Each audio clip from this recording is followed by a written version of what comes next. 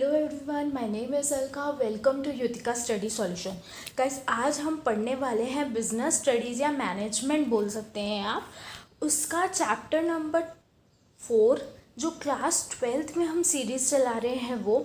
इससे एमबीए के स्टूडेंट्स या फिर बीबीए बीकॉम के स्टूडेंट्स जो प्रिंसिपल्स ऑफ मैनेजमेंट या फिर मैनेजमेंट पढ़ते हैं वो भी देख सकते हैं, क्योंकि उनको भी ये एक्सप्लेनेशन काम आएगा। तो आइए आज स्टार्ट करते हैं वीडियो नंबर 7। इससे पहले एक रिक्वेस्ट है, अगर ये आपको यूज़फुल लगता है तो प्लीज़ सब्सक्राइब कीजिए हमारा चैनल और बेल आइकन को ज़रूर प्रेस कर लीजिएगा। स्टार्ट करते हैं फिर आज का video. Planning functions of management में सबसे पहला फंक्शन है। अगर फंक्शंस ऑफ मैनेजमेंट अगर हम बात करें तो सबसे पहला आता है प्लानिंग, फिर आता है ऑर्गेनाइजिंग, स्टाफिंग, कंट्रोलिंग, और इसी तरह से आप अपने सिलेबस के हिसाब से फंक्शंस को पढ़ते हैं। मैनेजमेंट का जो फर्स्ट फंक्शन है वो होता है बच्चों प्लानिंग। तो प्लानिंग क्या होता है देखते हैं। देखिए मेरे हैंड रिटन नोट्स में मैंने लिखा है, planning is deciding in advance what to do and how to do it. It is one of the basic managing functions.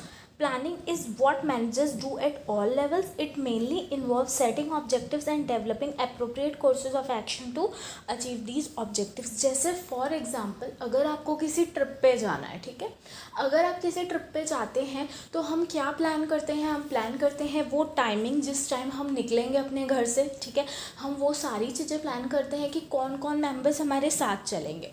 तो प्लानिंग में हम क्या करते हैं बच्चों, वो चीज़ों को डिसाइड करते हैं जो फ्यूचर की है। आप पास्ट की प्लानिंग नहीं कर सकते हो। तो आप देखिएगा जब भी आप प्लानिंग को पढ़ेंगे तो आपको ये वर्ड बहुत ही ज़्यादा मिलेगा। Planning means deciding in advance what we have to do in future. तो आपको एक वर्ड मिलेगा बच्चों जो आपको अपने आंसर्स में पक्का यूज़ करना है, वो है फोरकास्टिंग। ठीक है, फोरकास्टिंग मतलब होता है उस चीज़ के बारे में जानना जो हमें पता नहीं हो, मतलब फ्यूचर के बारे में एनालिसिस करना। अब जानते हैं इसका फीचर्स जो हम नेक्स्ट पढ़ेंगे। देखिए बच्चों, फर्स्ट फीचर ऑफ प्लानिंग है, planning focuses on achieving objectives. कोई भी ऑब्जेक्टिव अचीव करना रहता है तभी हम कोई भी चीज़ प्लान करते हैं। जैसे फॉर एग्जांपल अगर आपके एग्ज़ाम्स आ रहे हैं और आपका ऑब्जेक्टिव है to score 90% in your exam, तो आप पहले से ही प्लान करते हैं, अपना टाइम टेबल बनाते हैं, ठीक है। तो there should be an objective, then only you can plan something.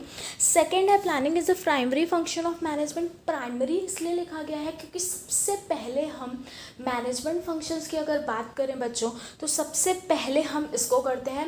Last में होता है कंट्रोलिंग, जो मैं आपको आगे के वीडियोज़ में समझाऊंगी।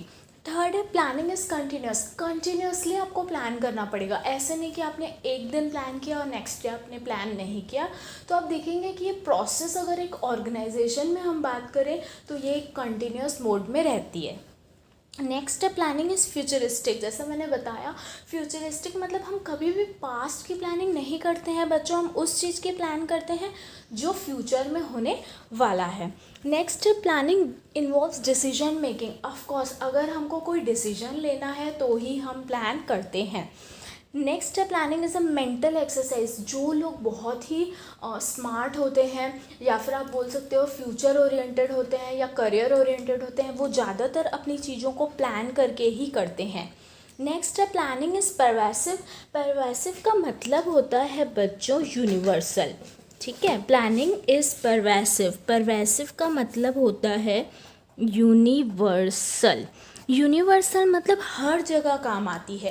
जैसे फॉर एग्जांपल अगर एक हाउसवाइफ है तो हाउसवाइफ सुबह का जो मील प्लान है, ठीक है, या रात का जो मील प्लान है उसको पहले से ही डिसाइड करके रखती है। तो प्लानिंग इज़ परवेसिव मतलब हर लेवल पे हम प्लानिंग करते हैं।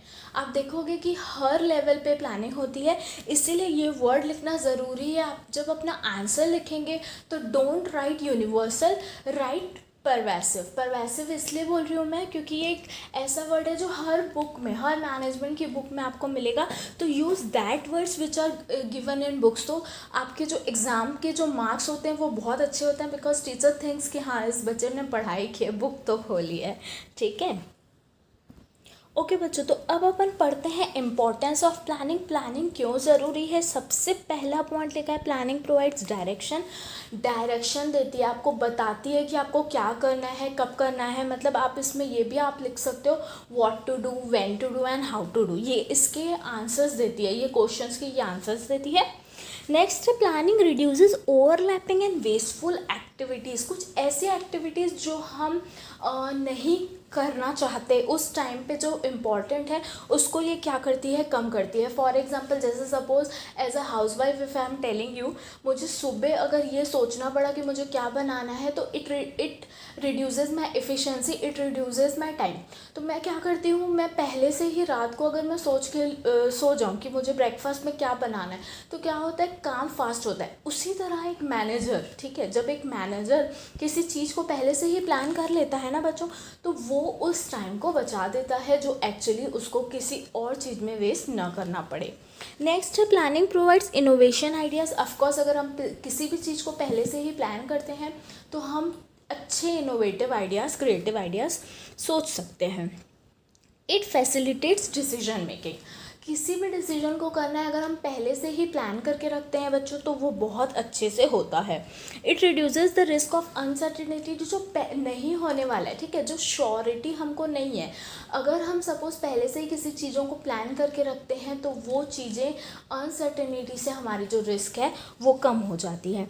It establishes standards for controlling. क्या होता है, प्लानिंग में हम कुछ स्टैंडर्ड्स को पहले से ही सोच लेते हैं। फॉर एग्जांपल अगर मैं आपको एक एग्जांपल दूँ, एग्जांपल है अगर एक ऑर्गेनाइजेशन को 1 मंथ्स में, ठीक है, एक मंथ में 10,000 टन्स कोई प्रोडक्शन करना है, 10,000 टन्स, ठीक है, 10,000 आप मान लीजिए 10,000 प्रोडक्ट्स उसको बनाने हैं। ये इसने क्या कर लिया है, प्लान में सोच लिया है, प्लानिंग में इसने सोच लिया है। तो कंट्रोलिंग में क्या होता है ना बच्चों, हम ये देखते हैं कि ये चीज़ अचीव हुई कि नहीं। सपोज 10,000 के हमने उसको टोटल हमने बनाया 8,000 प्रोडक्ट, ठीक है, तो हमको कितना बनाना चाहिए एक्चुअली 10,000। अब कंट्रोलिंग में हमने देखा कि हमने टोटल कितना बनाया है बच्चों 8,000, तो वो जो 2,000 का जो डिफरेंस है वो कंट्रोलिंग कवर करता है। प्लानिंग में आपको सिर्फ ये समझना है अभी के लिए कि इसमें हम क्या करते हैं कि पहले से ही हम एक सेट कर लेते हैं स्टैंडर्ड। जैसे यहाँ पे मेरा स्टैंडर्ड क्या है, यहाँ पे मेरा स्टैंडर्ड है कि मुझे 10,000 प्रोडक्ट्स को बनाना है, ठीक है, तो 10,000 में मैं प्लान कर लूँगी कि मुझे 10,000 प्रोडक्ट बनाना है। तो इसी तरह से ये हमें एक स्टैंडर्ड देता है।